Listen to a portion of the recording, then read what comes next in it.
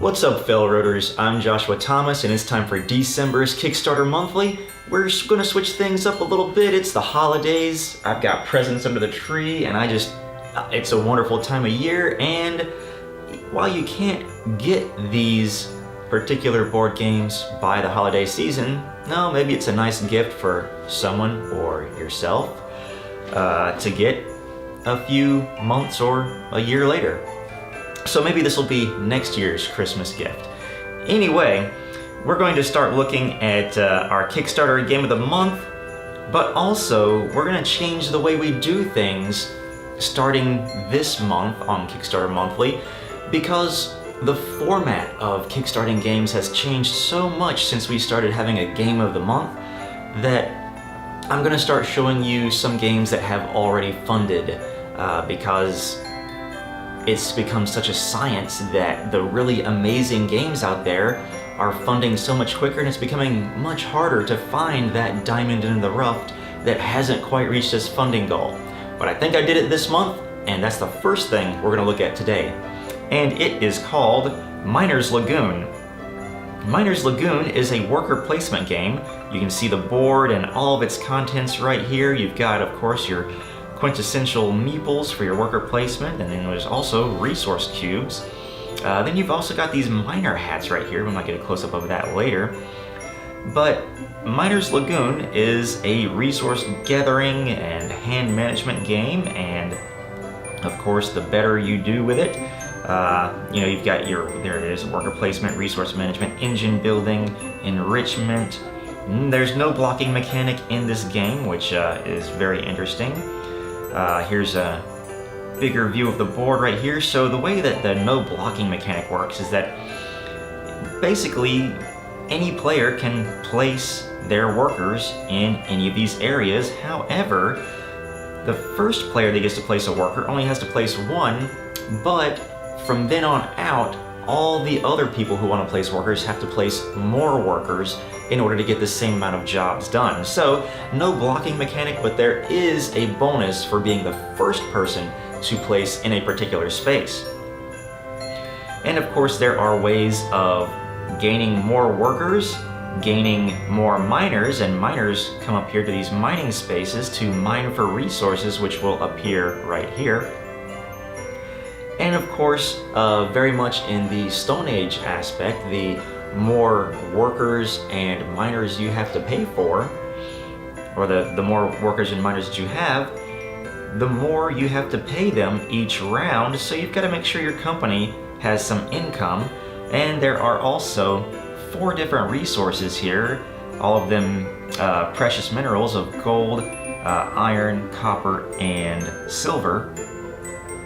And then you've got your personal game boards here, where you can put your workers, your miners, your money, and then these are, I believe, monuments that you can also purchase. You've got so many different cards, deal cards, equipment cards to help you increase your productivity, corporation cards that will give you different bonuses, objective cards that are your end game, how you want to, work. This is going to be what kind of changes everything up, makes you work a little bit differently from everyone else. But all in all, I'm really liking the way this is turning out. Okay, here's the gallery tiles. These are the mining tiles, so you flip them over by placing your workers in certain areas to get more of these tiles on the board. And you can see here that this one is gold, and you're going to find 2 resources of gold here, so it's important that you keep looking for these new veins of minerals to mine. You've got your acrylic player cubes, your resource cubes right here. They're all in acrylic, so I think that's going to be some really awesome components to this game. There's the miner's hats, the acrylic artifacts. Okay, they're called artifacts, and they're in all the different colors of the minerals too, or your resources. And then you've got ships as well.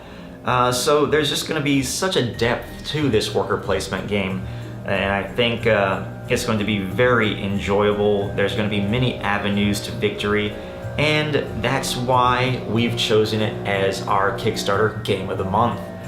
Onward to some honorable mentions, one game that had my eye was War for Chicken Island. War for Chicken Island is this very funny yet cutthroat game of area control in which you are playing different chicken factions because, well, Chicken Island has become so overpopulated that space is getting kind of slim, and your faction has decided that it deserves to have most of the space on the island. So you get these awesome looking minis. Now this game is already funded, so you're definitely going to get the game if you back it. The artwork looks very funny. I love the way the eyes look, and it's just making fun of different things, but there's also going to be very much strategy. Here's the Mecha Chicken Dragon mini right here. You've got the box art right there. It looks very beautiful. And then you've got the components, custom chicken dice. You've got your map that creates Chicken Island. These are random tiles that you can place and create a different island each time you play. You've got all your cards. And then down here you've got the miniatures pack, which comes with all these different minis. I think these are your leaders. You've got towers, you've got these siege engines that require chickens to pilot them. And so the way you do that is by placing your chickens underneath them. There's a rough look at the game. But yeah, so Chicken Island definitely looks like it's well made. You definitely should check that out. So that was my honorable mention, and you know what? There are so many games out there right now if you look on our screen. So if you didn't see a game that deserved to be mentioned on there, it's just because there's so many of them. Many of them just didn't quite fall into our time frame for being a game of the month, but definitely just check them out. Just search over Kickstarter for all these amazing games that have already reached their funding goals, or all these different types of dice and different RPGs that you can find, different game components, of course. And of course, have a wonderful holiday season, and I hope you'll have fun playing some games and maybe even get some board games for as a present. So, have a Merry Christmas, and keep watching Phil Road Express for more Kickstarter updates, board game reviews, and other kind of board game news. I'm Joshua Thomas. Thanks for watching.